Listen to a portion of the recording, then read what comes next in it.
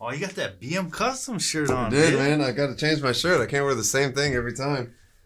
Fuck it.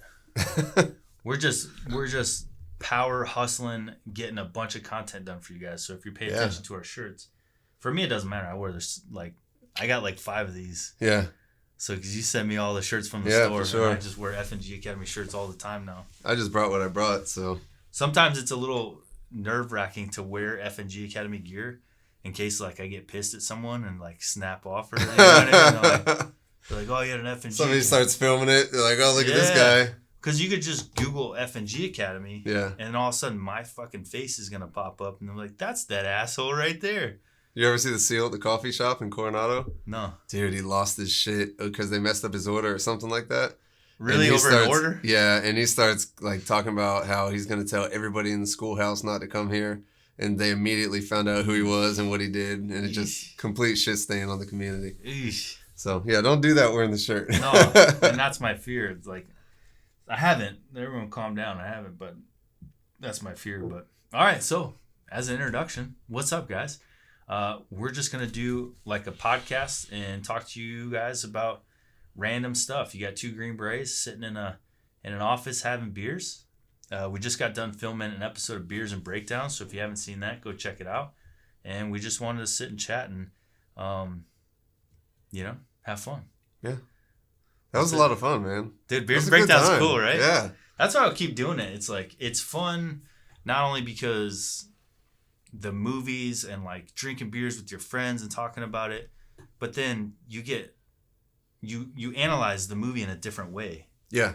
There's some movies like that we got coming, 6 Underground. Yeah. Dude, I love that movie. Good movie. I loved it. Yeah. I loved it. But then when we did a Beers and Breakdowns on it, I was like, this movie's hot shit. Yeah, yeah. Because technically, it's garbage, right? Like, why would they have a guy standing on a roof pulling Overwatch that has to jump to the next roof? Like, and all the magnets in the boats and stuff like that. Come on.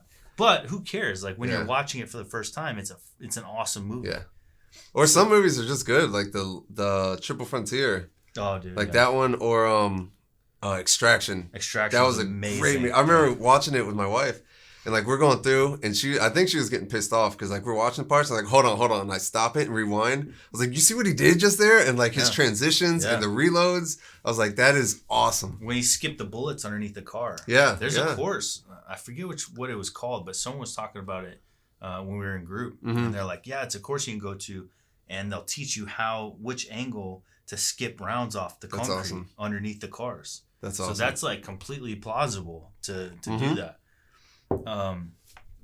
But one thing I wanted to talk about if we did a podcast together, and hopefully more, we get Abel and Tom, is the last trip to Montana.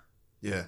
Or actually, let's just talk about the trips to Montana. Like the craziness of filming Wine and Rations. Like the behind the scenes of filming Wine and Rations. You got 3 Green Berets and a videographer, and we're pretty much nuts. Yeah.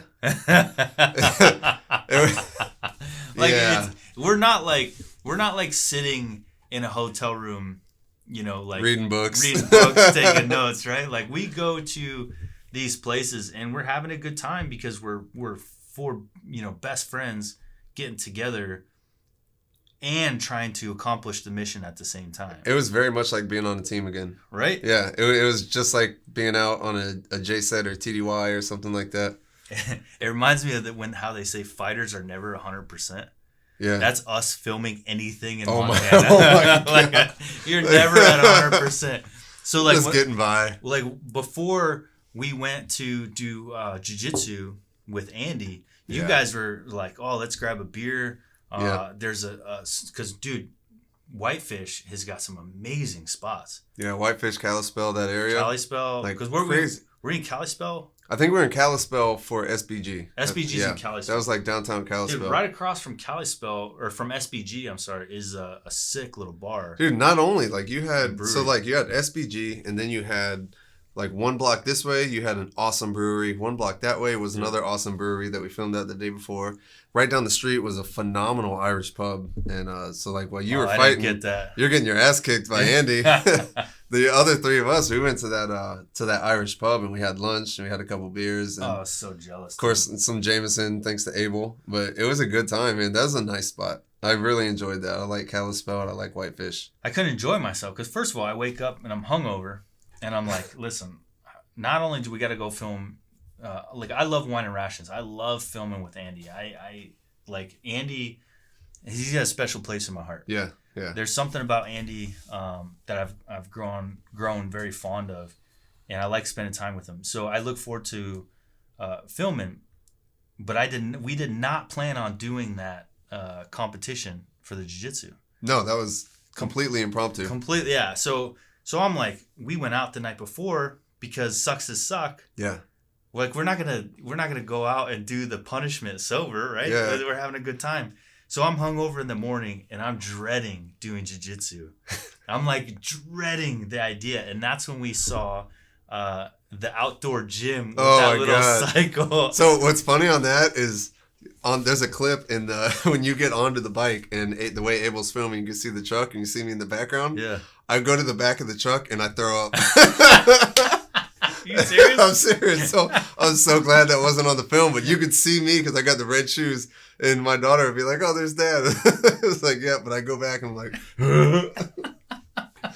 because it's like when we get together, like, and we do these things, especially like doing that punishment and all. It's like we're gonna do it. We're gonna like fully commit. Yeah, yeah. And then so every day, it's like we're just like turning on 100%, like as much as we can, like full throttle. And so when it comes to, the next day, it's like, all right, I got to pull myself up by the bootstraps. I got to do it again, whatever it is. And luckily it was you that was doing the jiu-jitsu, because I don't think any of the other ones, any of us would have been ready for that. I was rough. I woke up that morning and I tried to I went for a run. I ran to the top of the hill. It was barely a hill, this driveway at the Airbnb we had. And ran back, and I was like, I have to get my shit together. Yeah. Like, I got to go do jiu-jitsu. We got to film. And that's what people don't understand about the filming thing and doing all these shows that we do is, like you said, we got to perform, dude. Yeah. Like, we have to be energetic. We have to be there. We have to be in the moment. Right. And you lost. I don't want to give away sucks to suck, but you lost, and you had to do some pretty shitty things. Yeah. Yeah. So that was my first time, honestly, like being on the other side of the camera. Yeah. So like the first trip out there, like it was just, it was a party, it was whatever. And like I could kind of see like the toll it was taking on you and like your energy levels. But that was the first time I got to experience that. So it was like, wow, it's actual work. Yeah. And it's not just, you are having fun, but that's not all it is. Like you have to actually put out and you have to be your, 100%. Yeah. So that was a cool experience though, for sure. And that's why I think like you gotta love creating content. Yeah. Because I love what we do so much that it's like I don't care what I'm feeling. Yeah. And how shitty I feel and how much I don't want to do it. Like as soon as the camera starts rolling and I know that like this is gonna, be for the people, the subscribers and the people that watch our channel, it's like figure it out, dude. It becomes a Green Beret mission. It's crazy because you see that switch too. Like beforehand, like everybody's like, "Oh man," and as soon as like Abel hits the clap, it's like turn on. Yeah. It's like go time. It's like every time like we always did like whether it was NTC or whatever kind of like training missions or jumps or anything like that. It's like before the lead up, like I was always asleep, and a lot of guys on my team too. Like we're always taking naps. You're on the bird or whatever. You're taking a nap. And as soon as like you get the call, it's like, hey, we're about to land, 30 seconds or whatever. It's like, all right, time to switch on. And you see that still like to this day, like in you when it's go time. And so it's awesome, man. It's fun. You can tell it's not for everybody, but you can tell that like you really thrive in it. And I think our whole team really enjoys it. Our team loves it. Yeah. Dude, the way you handled the punishments, I can't wait for you guys to see that shit. Oh my God. Yeah. Like I would have been in there, like I'm not gonna lie, I like being in front of the camera, I like doing this stuff, but those punishments would have been so, like at one point you tried to rope me into one of your punishments. I don't want to say what it is, but you tried to rope me into it to participate. And I was like, get the fuck away from me. Like I'm off. Because here's the deal. there were some guys like, we're in a bar. There's some guys that didn't like us. Oh, for sure, yeah. 100% didn't like us. Like we're camera crew, you know, and we're being, you know, ourselves, which is not the most like subtle. We had all the attention in the bar. We had all the attention in the bar because not because of us so much, but because the camera. Like once the camera starts coming out and Abel starts doing his thing, and Abel's so professional, people realize like, oh, this is for something, you know, decent, even if it's, you know, at the very least decent. Yeah, like everybody's interested because it's not like a JV setup. Yeah, like it's a professional operation going on, and so everybody's always like, hey, and you see people start looking. Yeah, and next thing you know, like people start getting closer. Right, everybody's focus is like on you. How many people came up and were like, "What are you guys filming? What is this for? What do you guys do? Who are you?" Yeah, and I think that is a lot of like the way we operate as prior special operations. It's like when it's. And Andy's the same way. Mm-hmm. When it's go time and you say action, like Andy flips a switch and it's like that fucking seal comes out of him. Yeah. And it's like, everything. It's almost like a completely different person with him. And it's like, it's so professional. Our first trip to Montana, when I first saw that, I was like, wow, this is serious. Yeah. And like, this guy is like this is a professional. And you could tell. He's like just sitting there, completely normal, mild-mannered, and as soon as the cameras are on, it's like, it's like time to go. It was awesome. And I think that's why we gravitate towards each other. Because it's like, listen, we're here to make real content. And if that didn't do it, the next one will do it. And we'll keep making it better and better. We're all so serious. One thing a story that kind of was not good for me was the first trip to Montana where I went to bed before you guys. The kitchen was clean. Andy and I had the Airbnb. Andy and I had done the full thing in the kitchen. I had cleaned up after. It looked beautiful for the next day. I wake up the next morning and I go down because we have this like 2-story Airbnb on the lake. It was beautiful. I come down and the kitchen's a disaster, dude. There's like fucking spaghetti sauce like all over the place. It looked like you put an M80 in a tomato sauce can, and it just all over on the walls. I was like, what the fuck happened down here? And we got to film Wine and Rations that day. So now I'm in like panic mode trying to clean the fucking kitchen to get ready for Andy to come over to start filming. And I'm like, what the fuck? I go upstairs and I'm like, I walk in the bathroom. It fucking stinks in here. And I'm like, dude, it smells. And I look in the sink and I'm like, there's a little remnants of throw up. And I was like, who threw up? Yep. And I think I asked you, I was like, what the fuck happened to the kitchen? And who puked in the bathroom? And Tom's like, man, yeah, I threw up, but I cleaned it up. Don't worry. And here's the problem. I don't give a shit. You know, you throw up. It happens to the best of us. Right. Tom and I were at Dillon Arrow, the minigun course in Arizona, and I threw up in the sink, and the sink was this tall. It was like a 2-inch tall sink, and I filled it up with throw up. Like it was just coming up like this, and it tapped out. And dude, in your drunken state, you're just like, that's gonna drain by tomorrow for sure. Like, I just go to bed, and I remember Tom waking up in the morning and go, oh, what the fuck? And it was so disgusting, but I had to put the chunks into a bag the next morning. Yeah, so listen, I wasn't mad at Tom is what I was trying to say, because I owed him. You know what I mean? I've done it to him. But here's the problem. My fucking toothbrush was at the back of the sink where he had like clearly projectile vomit. Oh my God. And so, but everything was pretty much cleaned up. So I'm like, Tom, and this is $100 and some toothbrush. So it's not like I could throw it in the trash and just go get another $2 toothbrush. So I'm like, hey, Tom, like, do you remember? I'm trying to keep it cool, right? I'm like, Tom, when you threw up, dude, did you throw up like past the sink, or did you like get it all in the sink? He's like, I don't know, man. To be honest with you, I'm like, Tom, don't fuck with me, dude. Like, did it go? I need to know. I need to know this. Like, did it go past this? Did you throw up on my toothbrush, man? And he's like, no, dude. No, for sure, no.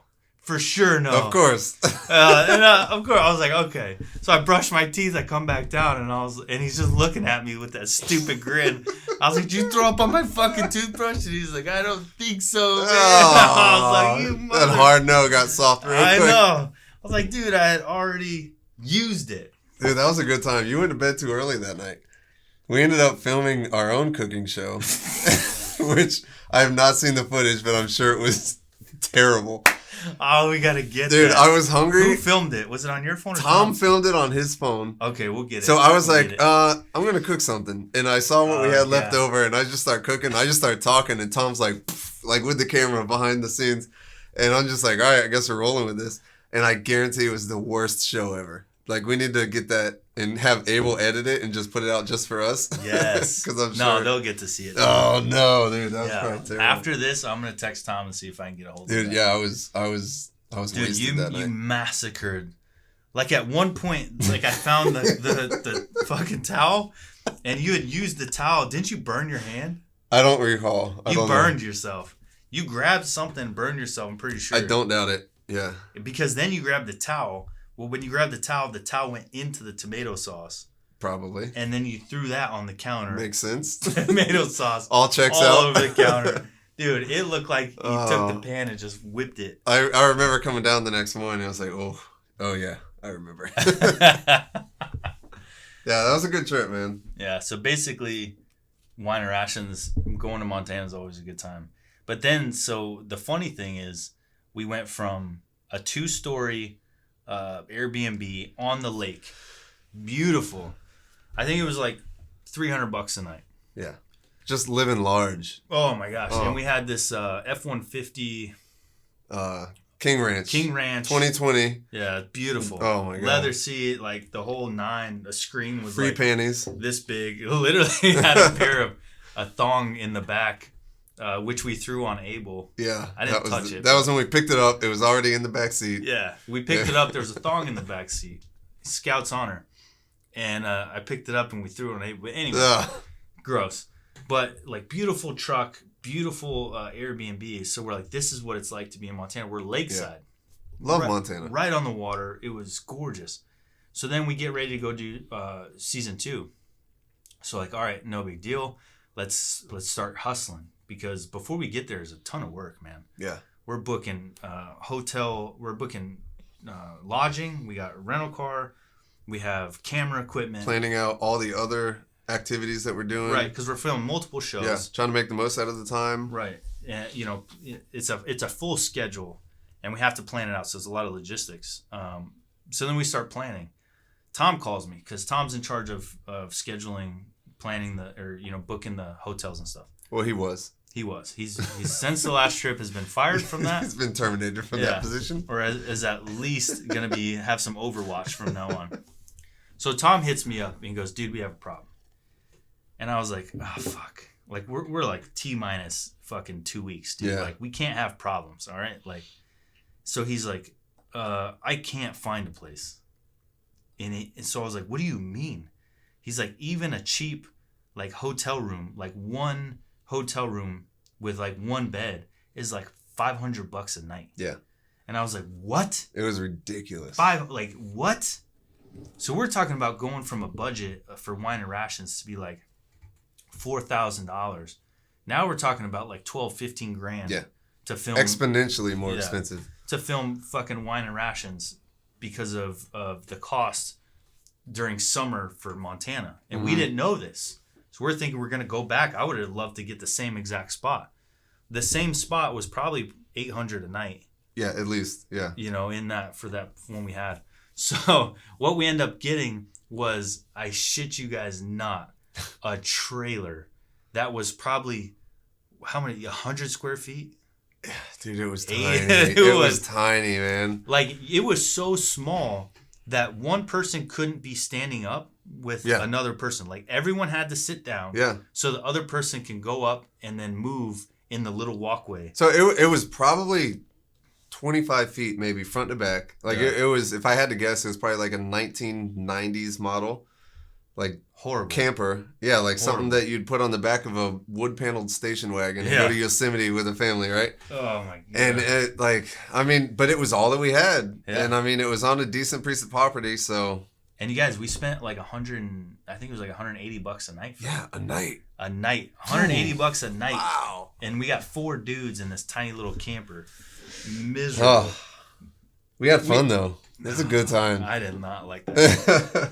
Tom slept in a hammock for like half the night. That's how bad the camper was, that Tom would rather freeze outside in a hammock. He could have got eaten. He could have got eaten by a bear. But he did it, and I lost my iWatch, which pissed me off. Oof. So if you're watching this, I want my fucking iWatch back. I know it was underneath that futon. Maybe we go back? I'll never stay there again. I'll never go back to that place. I'll go back to Montana, but not that place. But anyway, yeah. So that's been our lives, is filming shows, and it does feel like team life again. Yeah. Because me and Court, that was Q course and Kurt. Me and Kurt went to the Q course together. Tell them about what you thought about me the first time you met me. Not very high, dude. I remember, so we were in, I think it was after CLT, which I don't even know if he's a part of the course anymore, but basically what it was is, what was that? Was it SLC or ALC? I think it took place of SLC, Regular Army Senior Leaders Course. Yeah. Basically the course you go to learn to be an NCO or non-commissioned officer. So I remember after that we're in our hold, and so I was a specialist going into the Q course. You came in as an E5, so you didn't have to go to that. So we're there doing PT in the mornings, and it was like 6:30 in the morning. And I just remember I was always grumpy in the mornings. And all of a sudden one morning, it's like this one dude shows up, this loudmouth guy, just joking in the mornings. Like I'm already upset because it's early. Like you're just loud. And I remember every run, it was like you're always ahead of me in every run. And I'm just like, this fucking guy with these stupid bird tattoos on his arm. Because that's all I would see behind you is each arm with a bird tattoo as you're running like this. I was like, fuck this guy. And then we get to, I think IUW when we were IUW, and we got to go be G's we got to be the guerrilla force for guys that were going through Robin Sage, and we got stuck on the same lane. And I think that's when you and I actually finally hit it off. We finally had a conversation. I was like, oh, this guy's kind of cool. But up until that point, I was like, fuck this guy. He's so happy and chipper in the mornings. I'm a morning person, Oh, my God. I was not, man. I was dying. I didn't realize it, but after you said that, I feel like I could remember just you mugging me. Probably, in morning formation. Probably. I was in my zone, dude. Like, in the morning, I'm all happy to be there and shit. And, like, I'm ready to go. No, not me. Best shape of my life. Like, I was feeling good. Not me. And I remember, like, later on in the Q course, you and I started working out together. So we'd meet up at, I think, McVeigh Gym or something like that. On Bragg? Yeah. And even then, like, in the mornings, like, fuck, like, this sucks. I hated getting up that early. I loved it. But it was a good time, man. Looking back at it, it was awesome. And then, like, we did SUT together, which is phenomenal. After that, we split up for SERE. You snuck me the what was that? Levi Garrett. And so in SERE, they split your class up, and they don't want you guys talking to each other. Yeah. So you don't give each other tips. Well, I was in the chow hall. I had just got finished with SERE, and then the second half of the class was going to go into SERE. So I saw Kurt sitting there eating, and I don't know if you had chaw, like you had because Levi Garrett was our shit. Yeah, so tasty. It was so delicious, and it was like, the reason we loved it is it was like sugary. Yeah. So it was almost like, having a dessert anytime. So as long as you had a water, because you're spitting all your fluids out to just keep swigging with it. Yeah. We would just chew Levi Garrett. And I remember walking past you, and I'm like looking at you, and then but trying, in case anyone's watching, I don't want to say anything. And then you gave me a signal, or you like reached all your dip, or you said something. Well, we were in the chow hall from the way I remember it. And, like, you were at one table and I was right behind you. And I was like, hey, man, like, I think I saw yours. Or somehow, one way or another, I was like, I'm out. Or I need some. You said you're out, yeah. Yeah, and you were just like, I got you, basically. So I dropped him, as I was walking by, I dropped him a full bag of Levi Garrett. Well, because you had privileges to go to the Class or the PX at that point. Yeah. So or the little shopette. Yeah, so there's a little shopette. You can go buy stuff in Camp McCall. It's Camp McCall, right? Yeah. And so I had just went and filled back up on Levi Garrett, and I could go back anytime because I just finished. But he can't go. Yeah. So if you run out, you're fucked. Yeah. Like, that's it. So I dropped him a full bag, and I was like, any day, dude, I got you. Dude, SERE was a good time. It was SERE the worst, but the best. Like, honestly, I think you probably feel the same. In it was the absolute worst ever. But looking back at it, that was probably the best and most valuable course that I did 100%. That I can think of. 100%. And the reason it was so good was because it actually fucking breaks you. Yeah. I don't know about you, but it broke me. Oh, yeah. Dude, yeah. I went in there and was like, I'm good. I went through a hard childhood. I've had hard times in my life. There's no way these people are going to fake break me. Mm-hmm. And they fucking did. Yeah. And I'll never forget a chick, one of the cadre, and she whispered in my ear, they only know what you tell them. She came up and like whispered that. And like, I haven't slept. I'm hungry. I'm fucking delusional. And I was like, fuck, she's on my side. She's trying to give me tips on how to beat this thing. Yeah. And I was like, we're going to get the fuck out of here. And so I'm like pumped, dude. My adrenaline starts pumping. I was like, I'm going to go tell the guys, we're going to get the fuck out of here. She's on my side. Am I going too deep into... I don't know. Not either. Yet. Okay, not yet. All right, we kept it pretty vague. Yeah. So I go back. I'll keep it vague. I go back and I tell the other guys. And I'll never forget this guy. He's laying on fucking concrete. Yeah. In the middle of winter, in January, in North Carolina. Yeah, freezing fucking cold. And he's just laying on concrete. That's how tired and fucking just worn out he was. He looked like he was laying on a mattress with like a blanket. Just so comfortable. Yeah, he was just so comfortable. And he's just laying on cold ass freezing concrete. And I was like, dude. And I woke him up and I was like, bro. And he goes, what? And I was like, we're going to get out of here. And he goes, okay. And I was like, dude, she told me. And once the words started coming out of my mouth, I realized how fucking crazy I sounded. And I was like, dude, she told me. She's on our side. She's going to get us out of here. And he looked at me. He goes, you're a fucking idiot. And then he goes back to sleep. And I'm looking at him. And I'm like, fuck, they got me. I was like, they fucking got me. I thought, like, legit, I was about to break us all out of there. That's funny. And I ended up just sleeping. Dude, on the weird concrete. shit happens when you're hungry and exhausted to that level. Yeah. I remember whatever room they would stick you in, and everybody gets in that room. I remember standing there and like all of a sudden, in my mind, I was standing in a room and there was a like end table, a circular end table with a lamp on it. And I went to lean on the end table and just went straight to the ground. And it wound up, it was my buddy that was next to me, just like crouched down.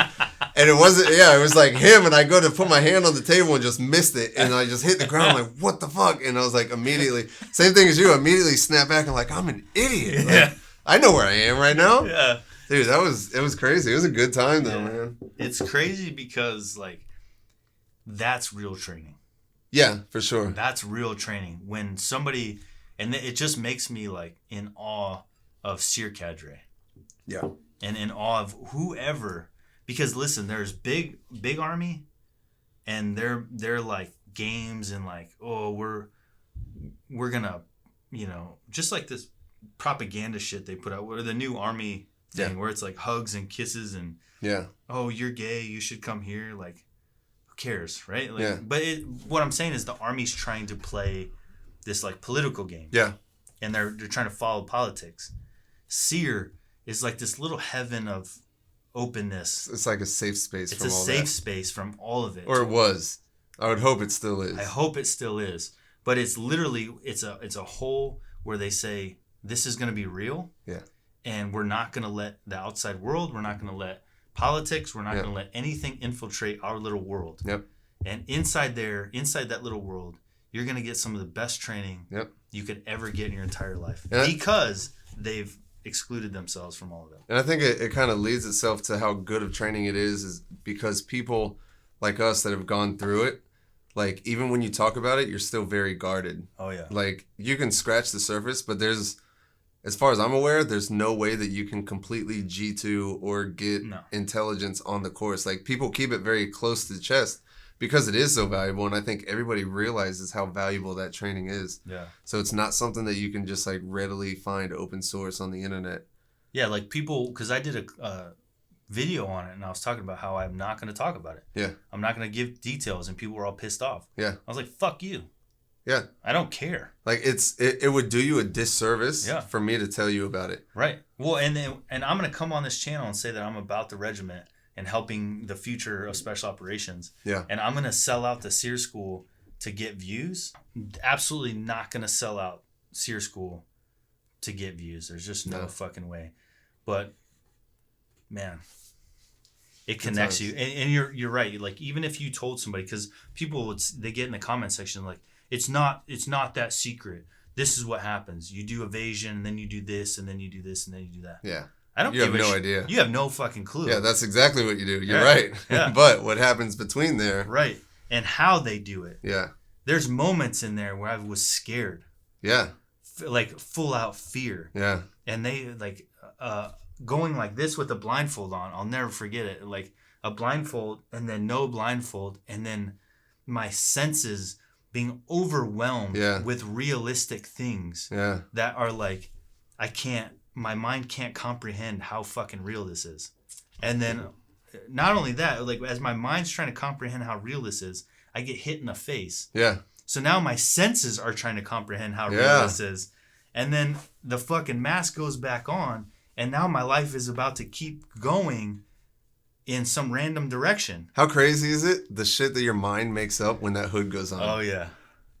I don't know what's going on. Like, I have a buddy now that's SERE cadre, and I've asked him a few questions. He's answered those, but I want to sit down and, like, have a beer with this guy and be like, what really happened? You know?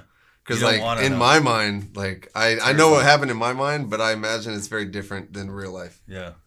There was one moment where we're hooded in a van, and a fucking rock song came on. I think it was like something dope, some Led Zeppelin or some Ozzy or something fucking cool.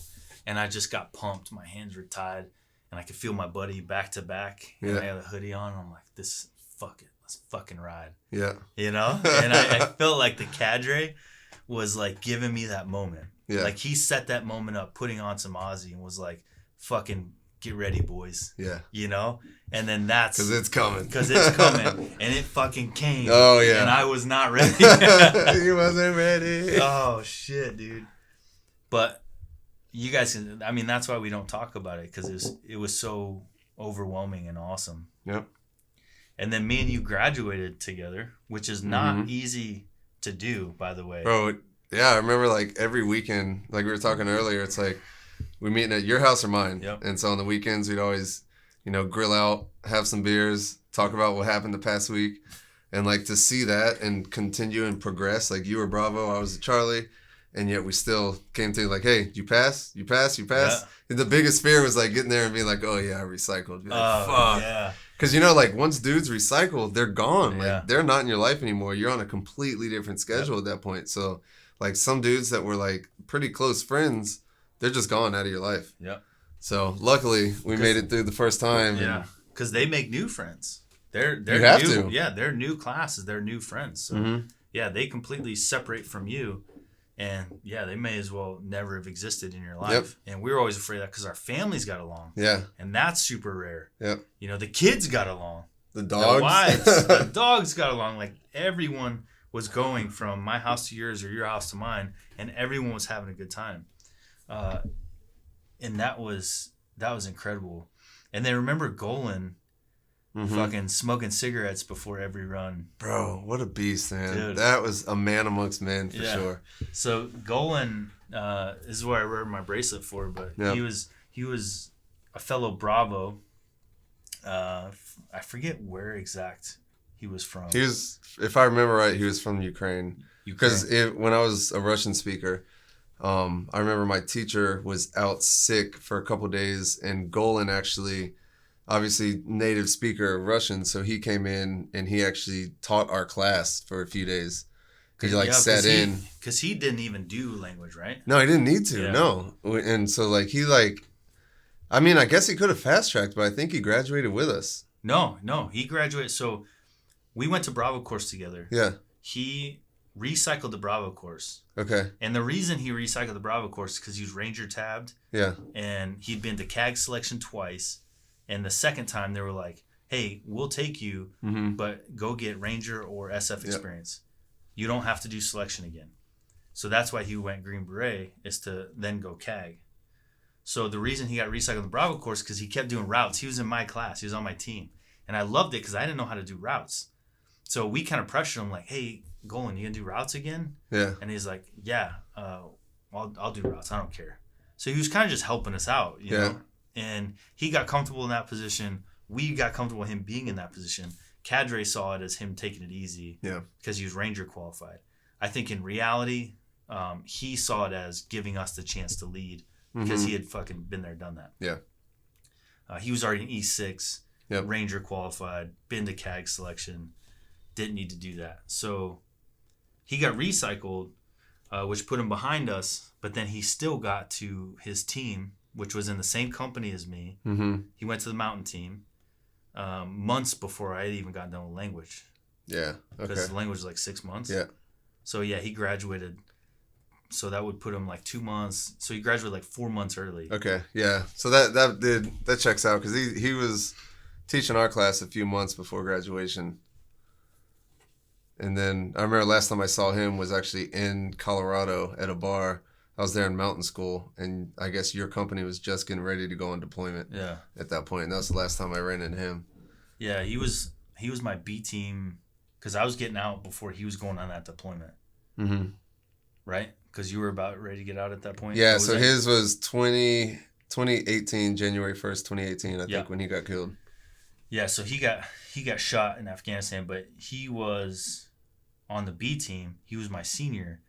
And and then because I was getting out, and motherfucker, dude, he just left me hanging, son. They were like, I love Golan, but you know, rest in peace, brother. But he motherfucker, you left me hanging because we were on the B team. We had a arms room inspection due, first time in years. Yeah. So we were all fucked up. Yeah. Like there was no way we were gonna pass, and then we also had the connexes to get checked for demo to make sure that all the demo was expended before deployment. So I take over the B team as the junior, thinking that, hey, I'm getting out. I'm not going to be doing much. Golan's my senior. He'll be taking care of it. Golan's like, I'm deploying. I'm not doing shit. You'll take care of it. Peace out. So I go to the ammo connexes, and I open it up, and there's C4 all over the floor. And I was like, oh, this is supposed to be an empty connex, dude. And here's why that's so bad is, correct me if I'm wrong, but if you go to a range as a Charlie, you say that was blown up. Yeah. That shit's supposed to be gone. Yeah, you will get rid of it before the end of the range. Right. Because you're not going to turn it back in, so you're gonna expend it before the end of the range. So keeping it is a no-no. Keeping it's a huge no-no because now you just violated like all the policies, all regulations. Yeah. That container's supposed to be empty and there's C4 explosives in there. And I can't just go blow it up because I need a range that will hold that explosive that's meant for that explosives. Yeah. So I can't just be like, no big deal. Go blow it. Let's go blow it. So I'm stuck with like a fucking crate of C4. And I'm like running around like a chicken with my head cut off. Like inspectors are coming and I'm trying to figure it out. I put it in one to get it out of mine because mine's getting inspected. I come back, it's back in mine because theirs got inspected. And then I finally get rid of mine because like I found a team in Charlie Company. Yeah. And they were going to a demo range. I was like, oh, thank you, Jesus. So I just dodged this bullet, right? Finally, my Connex is empty. The B team's is empty. I come back, open it up. There's more fucking demo in there. Some other team who didn't tell me got my keys to my Connex and put their fucking demo in it so they could pass inspection. They fucked you. They fucked me hard. And so now I'm running around trying to get rid of that fucking demo. Dude, talk about stress, man. The B team is stressful. Luckily, I only did it for 1 month.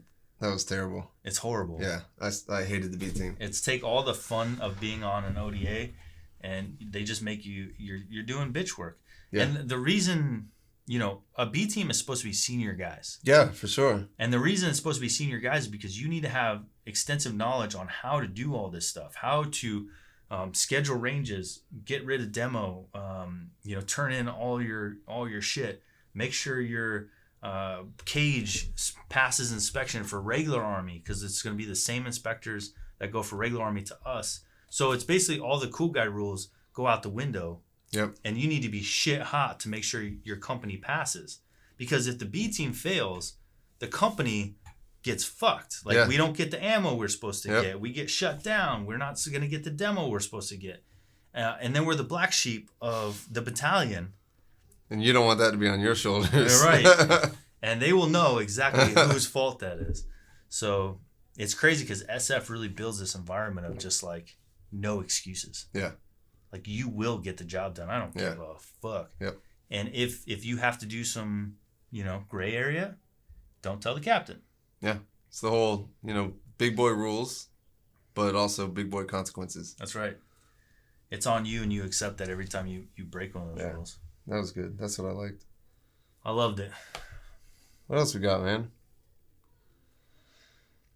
I don't know. The future? What's up for the future? Wow, I love that question. That's a good one. Where are we going? Where are we going? Where is this ship heading? Dude, so the way I see it, we're headed straight to the moon. You still have a job. Tom still is in the Army full-time. Yep. So we have 50% of our team that is not full-time F&G Academy. That is problem number one. That is what we need to solve immediately. So we need to get to the point where we can have enough revenue to pay your guys' bills and pull you full-time. And that gets the full team 100% all-time film and content. Yep. And then from there, we schedule trips like Montana once a month instead of once every 4 months, 3 months. And then we have multiple shows that are just smashing. So Sucks to Suck, Beers and Breakdowns, whatever else we could think of, Wine and Rations, Green Beret Versus, and competition shows. Yeah. So we're going to continue Green Beret Versus with Andy Stump because I love Andy. Wine and Rations. We're going to continue Wine and Rations too. So we're going to do Green Beret Versus with Andy too. I see what you're saying. Yeah. So it's going to be Green Beret versus SEALs in all aspects of competition. Yeah. And then we're going to have a Green Beret Versus that expands to me competing with everyone. Like Green Beret versus the world almost. The world. Anybody. So the idea is that we get celebrities. I want it to be Green Beret versus Matthew McConaughey. Green Beret versus, Ryan Reynolds. I truly see that happening. Yeah. And so whatever Ryan Reynolds is into, whether he's a jiu-jitsu guy, ping pong guy, he likes to shoot guns, he likes to do chess.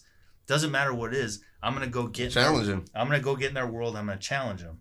And then I'm going to train up and I'm going to work my ass off to beat him. So that's just one aspect. But the future for us is that we're all doing this full-time, making content that's teaching, educating, and inspiring and helping people grow, but making them laugh. We have, at the end of this month, the documentary that Abel's going to do about my life. And then it'll be about the team. And I think that's going to really bring Abel out of, into the next level of what he's able to do as a videographer. Yeah. I mean, that's going to put him on the map. I think he's going to win film festival awards for that documentary. Yeah. And I'm going to submit him for all of it. Oh, for sure. I'll pay all the dues, and I'm going to submit him to every film festival. And it's time that he understands just how talented he is. Yeah. And get some. He's an asset. I don't think people understand how valuable he is to this team. No, it's we could have all the talent and all the great ideas in the world, but without Abel, it's not happening. It's not happening. He makes it into, and he has the vision to take something, and see without us having to explain it to him. Yep. See, this is what they meant. Well, and he's almost like a team guy, but. He gels so well and meshes so well with the team, so that's awesome. So this team, the best part is that the synergy between all four of us is so great. You can't buy that. No, not at all. You can't give me $1 million. You're I give you $1 million. I take away Kurt, Tom, and Abel. You got to go buy your crew. I can't. Not gonna happen. I don't know where to spend that money. Not gonna. You might hit with one, but it's not gonna continue. Yeah. There's no way to buy this. So that's what we do. We just keep making content until our shows are on major networks and we're producing multi-million views per episode shows, and helping people grow on a huge level. So ideally we'll end up having a branch to where it's like inspirational, and we're constantly pumping out inspirational content regularly, humor, funny content regularly, and teaching. We got to teach them because we have to help the next generation. You gotta stick to the mission. Stick to the mission. Help the next generation of operators. So if we can own those 3 branches, then we will be an invaluable channel that has no limits on the growth. Yep. So that's it. Cool. Right on. Right on. All right, guys. I hope you like sitting down with Kurt and I having beers and just bullshitting about whatever for 45 minutes. And we're going to go hang with the families, drink more, and watch some more movies for Beers and Breakdowns tomorrow. It's gonna be awesome. I can't wait. Cheers, man. Cheers, brother. See you guys next time.